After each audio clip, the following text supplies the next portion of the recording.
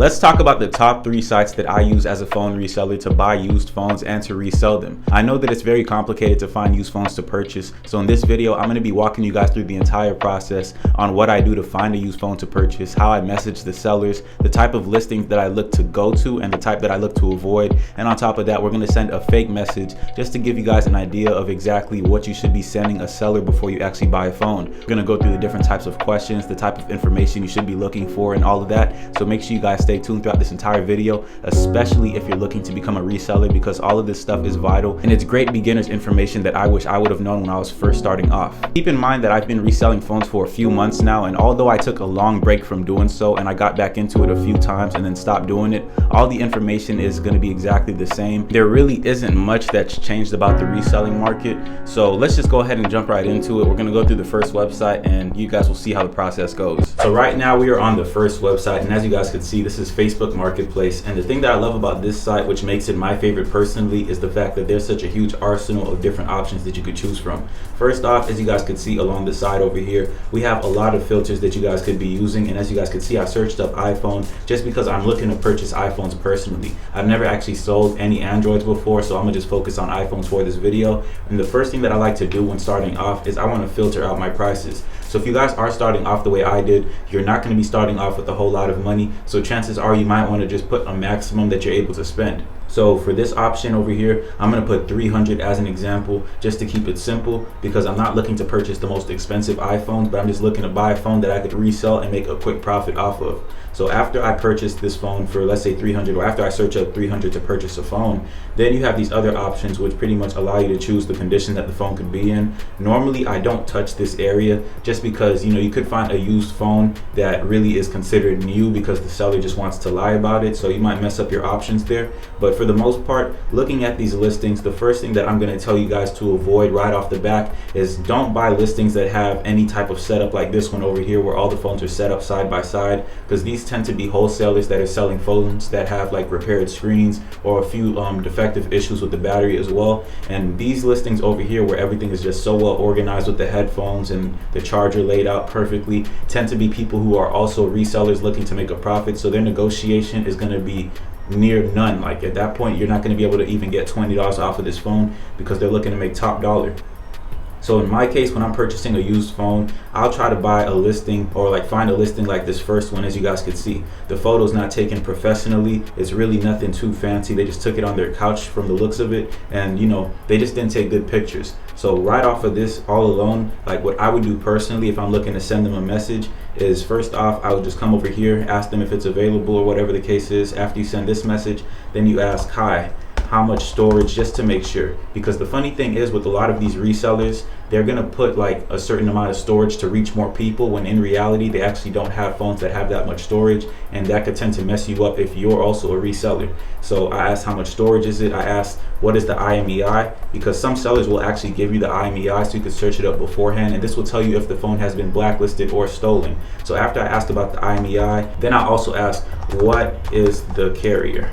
So although a phone might be unlocked, some phones come with an original carrier, and sometimes the phone is actually locked to the carrier and the person will put that it's unlocked. So just to verify the IMEI and the carrier actually correlate, that's why I just asked for both of them. And those are like the first 3 questions that I would normally ask. And on top of that, when you're buying a phone, the first thing that you need to do is find ways to bring the price down, because you're not looking to pay this $250 price tag. This is not going to make you profit at all. So what I would do personally is, just off of looking at the listing, the first thing I notice is it doesn't come with a charger, it doesn't have any phone cases, and I'm gonna have to buy that stuff. So instead of actually giving the person full price, I'm going to tell them that I would buy this phone for you, but I would need a discount because I need to buy my own charger. I'm looking to buy a high quality case, and it seems like the back of the phone has a few scratches or the screen has a few scratches. So all those little things are stuff that could make your profit margins a whole lot higher, and that's what I do personally, because although people will have, you know, good deals out there, the thing that you want to do the most is always negotiate, because if you negotiate, you're boosting your profit margins by a whole lot every single time. And even if it's just an extra $10 off of every phone,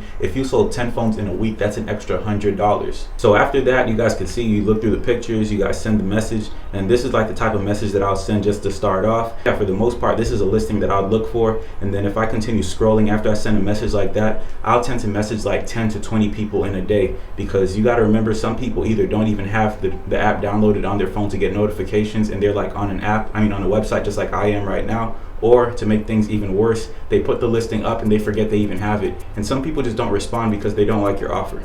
So I'll scroll through all of these listings. I don't like listings that look like this. It's too professional. Just means they're a reseller, another reseller. This one over here seems like it could be pretty legit. This one over here seems like a person who's reselling their phone. But as you guys can see, they're asking for way too much for an iPhone 11. So that's another listing that I'd avoid. And just keep scrolling on and on. And the whole thing is, you want to look for listings that don't look professional, and you want to look for prices that aren't, crazy asking prices. I want to make sure this is somebody who's open to negotiation. So send a few offers out there. They answer your questions correctly, and you see that this is a phone that you'll potentially end up buying. And that's pretty much what I would do with this website. And on top of that, you could obviously filter out how many miles that you get out. So if you don't want to drive too far, you could just put the mileage a bit lower. And on top of that, another great way to negotiate is if this person is telling you that you have to come to them to buy the phone and they won't meet you halfway, bring the price down again, because you're going to be spending gas money in order to reach that person. And that's all money coming out of your pocket, which affects your profits. So make sure you keep that in mind. If they don't want to meet up with you, make sure that you bring the price down on them as much as possible, because you got to make up for the loss that you're going to be taking by driving. So next up, the other site that I use is OfferUp, which shouldn't be a surprise to any of you. I use this site more than any of the other ones, although I prefer Facebook, but OfferUp definitely does justice.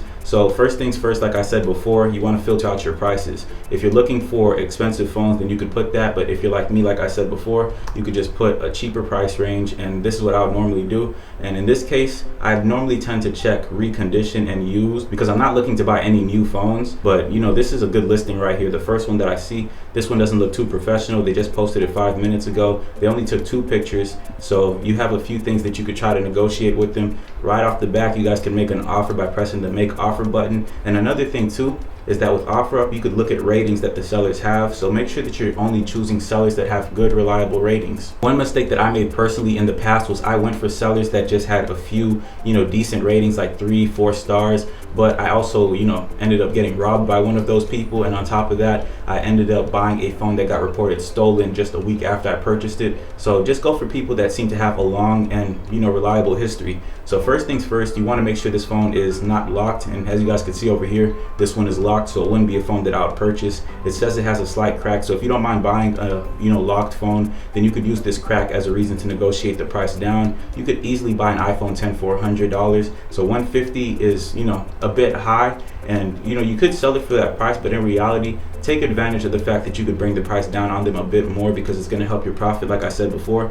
And then on top of that, after you look for a reliable seller, also look for when they created their account. OfferUp gives you a whole lot of tools that you could really use to trust these sellers. So I like to go for people that have had their account for at least 2 years, because number one, with OfferUp, the one thing that I hate is that when you look through a lot of listings, like let me see if I could just go back. When you look through a whole lot of listings, you're going to see that there's a lot of new accounts that'll pop up that say they created their account within this year. This one's a legit seller, but let me see if I can find an example.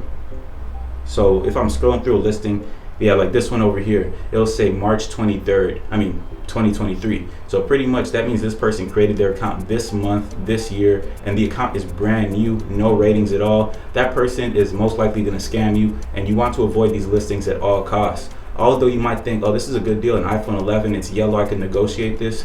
Don't even go for it, because this person just created their account. Most likely they create multiple accounts, end up robbing people, and just repeat the process. So save yourself the hassle. It's not even worth it, trust me. So that's what I would avoid right over here. Just make sure they've had their account for at least, let's say, 2 years. So I would prefer if it said March 2021, and if they had a few ratings as well, because ratings are definitely a huge booster. So over here, you guys could see that all of these listings are pretty well organized. You have a lot of options to choose from. And in my case, what I would look for personally on OfferUp, after I check all these boxes on the side to kind of filter out my options, is I'm going to be looking for people that take basic images that are just in low light. For the most part, OfferUp is definitely a great platform to use. And lastly, I also love to use eBay. So eBay easily has the best filter options possible. I'll put accept offers instead of auction, but then in the condition area, I'm going to put used, because I'm not looking for a refurbished phone, because then that means that I'm going towards a reseller who got it refurbished. I don't want to deal with those profit margins that they got for themselves. So for the most part, I'll be looking at phones like this. So I'll be scrolling through my different options. As you guys could see, there's people like this who are just selling the phone right out the box because they've had it for a while. This wouldn't be a bad deal since they accept offers. You could click on the listing, and to make things even better, you could go over here and click make offer. So when you make an offer, if they accept it, you have to pay them. They ship you the phone. You just repost it and you're good to go. So going back over here as well, one thing that I used to do personally is also check the box over here that says unlocked, because I only like to buy unlocked devices. I'm not a big fan of purchasing devices that are locked to any carrier because it restricts my audience a whole lot. And on top of that, another thing that I love to do is on the filter options, I forgot exactly where to find this, but I also like to check for phones that are already sold. So when you come over here, I think around the bottom, there's this option that allows you to just check listings. There you go, sold items.